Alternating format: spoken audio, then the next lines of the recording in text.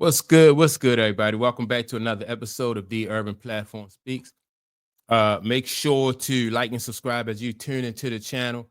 Check out the content. And and with that being said, I wanna speak on LeBron James and his GOAT campaign that LeBron James has been running for like the past, I don't know, like about 6, 7 years or so. Um, it really came out, or he really picked it up like after he won that championship in Cleveland when he crowned himself the GOAT and said that he did something that nobody else done, and he felt like he was the GOAT. Um, so now with everything that's going on with LeBron and this recent situation with LeBron James and Stephen A. Smith, it's just he has done a lot of things in his career that has really said that he was anything other than the GOAT. And all of this, everything is really starting to come forward. Like I said, with this Stephen A. Smith situation, um, it's just exposed him even more. Like this guy is just his judgment is off on all levels. First of all, when he left Cleveland the first time, that turned out to be a mistake. And then now you have teammates who are coming out and doing podcasts and just exposing like what kind of teammate he was. Now, people like the fans already knew, like people wasn't privy to the information that's coming out now about LeBron James, but fans always knew that, or felt like, at least most people felt like LeBron James is not the GOAT. And so now that you see like how LeBron James is conducting himself in different situations publicly, you know what I mean? It's just becoming more and more obvious that LeBron is not the GOAT. And so even with the situation with him and Stephen A. Smith, and so people might say, well, what does that have to do with, the GOAT argument? And I just think that situation with Stephen A. Smith to me was like LeBron James is just starting to crack under pressure. If he can't control the narrative and then he really don't feel LeBron James really don't feel safe, or he don't feel secure in what's going on around him. So he has to be in control, or else he don't feel good about the situation. And lately, it's not been that way for LeBron. Like I said, the Stephen A. Smith situation is just the latest of things to go wrong for LeBron. Teammates are coming out and just telling different stories about what kind of teammate he was, the decisions that he has made in the past, far as like leaving Cleveland the first time. That is coming back. People just keeping receipts. The way he left Miami, that like people that has affected his legacy. And so when you campaign, not only do you have to do the right things, and you have to be an example of the NBA, and sort of like an ambassador. He has not been that, and fans been knew that, and so now you have players coming out, executives telling different people that they don't see LeBron James as the GOAT. Now, in my opinion, for LeBron James to have been able to pull this off, he would have needed like the media, mainstream media, to help to push this narrative. And for a while, mainstream media was doing that. They was pushing the narrative. You had people like who was it, Shannon Sharp, who basically was, who always called LeBron, Bron, Goat James and stuff like that. Stephen A. Smith, even to up until recently, has been, he's not really been opposed to LeBron James being a GOAT. He still have him ranked a lot higher than what I would have him ranked. He got LeBron James ranked as number 2, which I don't agree with that. But who else? Nick Wright. You have Nick Wright, who has LeBron James, as the GOAT. So, but their case, you know, like day by day, every time they say that LeBron James is the GOAT, LeBron James do something to weaken his own case. And I just think that his judgment is I think his judgment is off. His decision making is poor. And so, like I said, he would have had to had the media like just really just almost like a propaganda type machine in order for him to pull it off, you know, to be the GOAT. And it would have taken for LeBron James his decision making off the court and other things that he did to to everything just would have had to been perfect for LeBron James to get away with calling himself the GOAT. And he has proven himself that he's not the GOAT. You know, with the longevity type, you know, he pumping that longevity, you know, like because he played 20 years, that's supposed to put him in the GOAT conversation. You know, that's not it. The 30,000, I'm sorry, the 40,000 points, you know, was supposed to put him in the GOAT conversation when those two, like the longevity and the points, have never been criteria for who's the GOAT. You know, and I think that LeBron James knew that, and the people who supported LeBron James, they know that that that's not the situation. So, you know, it's just hard to sell that narrative. And the whole time, what I really like about this situation is the whole time LeBron has been campaigning for that GOAT, you know, to be the GOAT. Michael Jordan hadn't said anything about it, you know, or if somebody asked him about it, you know, he said that he don't, you know, he don't even consider himself the GOAT because he said he hasn't had the opportunity to play against everybody. You know, he would have liked to have played against other guys who are in that conversation, so he could at least have some solid ground to stand on or something to back up, you know, his claim. If that's the route he was going to go, if he was going to claim to be the GOAT, then he wanted to have like some evidence of like, well, all right, I beat everybody, so I'm the GOAT. But Mike never, you know, he never really fed into that GOAT conversation. And, you know, he just let his fans, he let his peers, and he let basketball experts, you know, the people who general managers and people like that, the people who really know basketball, he let those people speak for him. You know, he never had to campaign.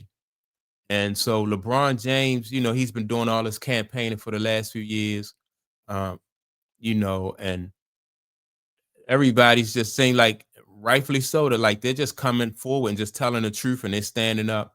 And you know, like I recently watched Mario Chalmers on a podcast. Mario Chalmers was his teammate in Miami.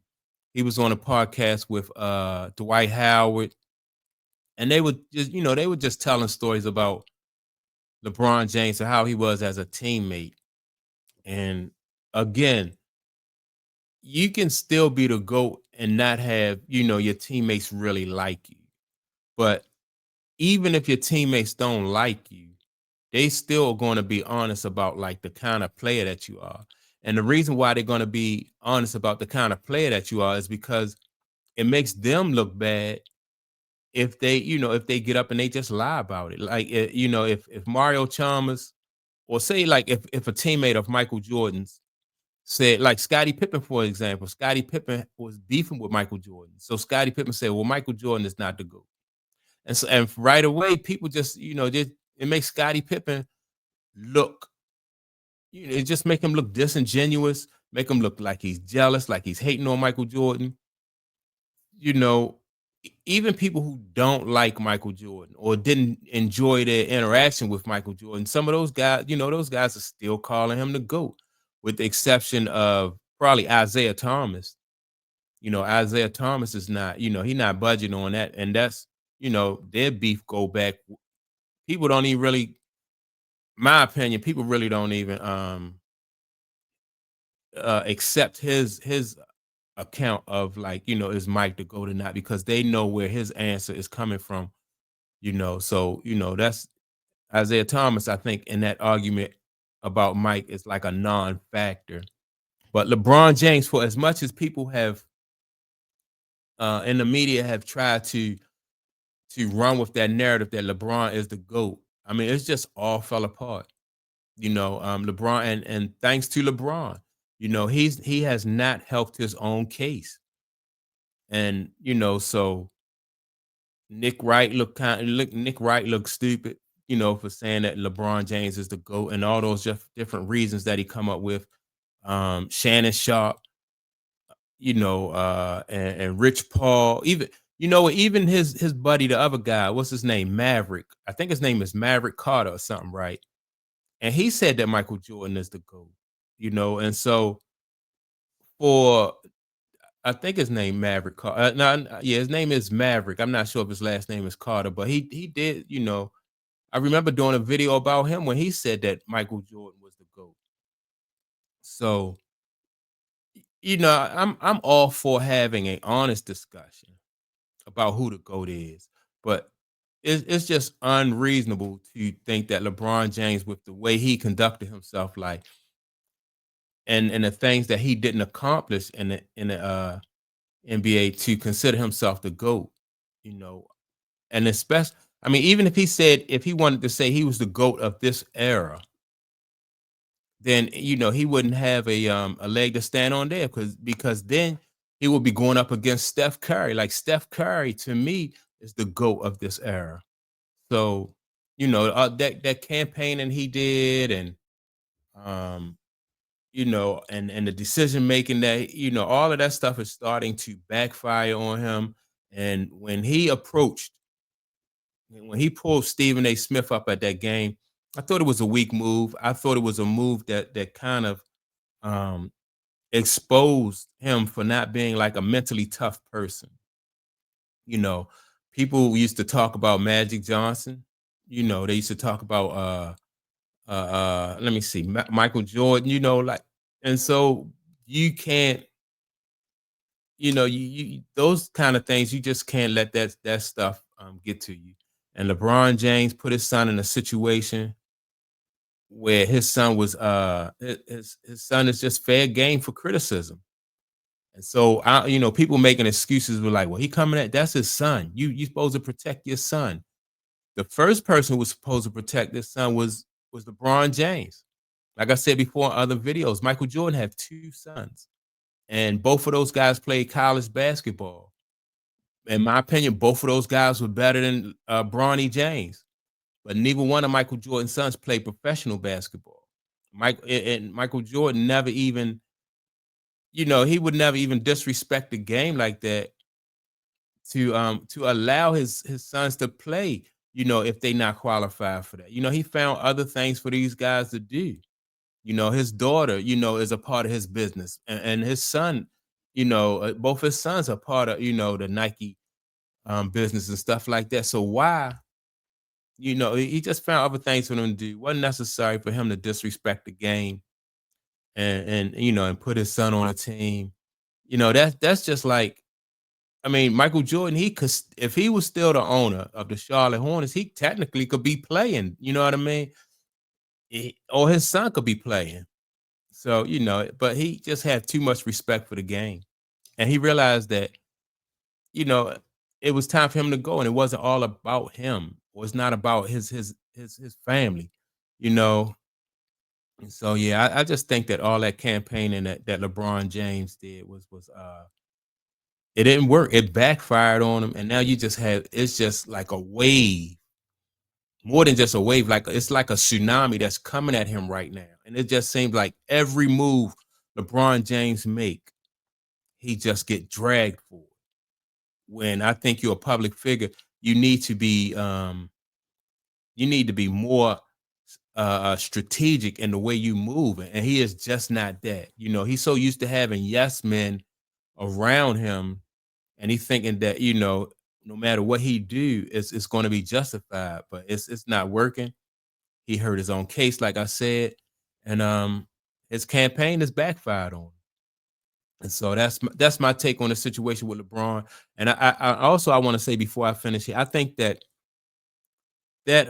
situation with him and Stephen A. Smith, is going to really come back, and that to me it didn't make him look good at all. But I think it's going to have long term ramifications. Like it's really going to bite him. It's more so, I think, again, like when he once he retired, people going to hold that kind of stuff against him and some of the decisions that he made. You know, hey, when you go into the business world, like people is a different kind of test.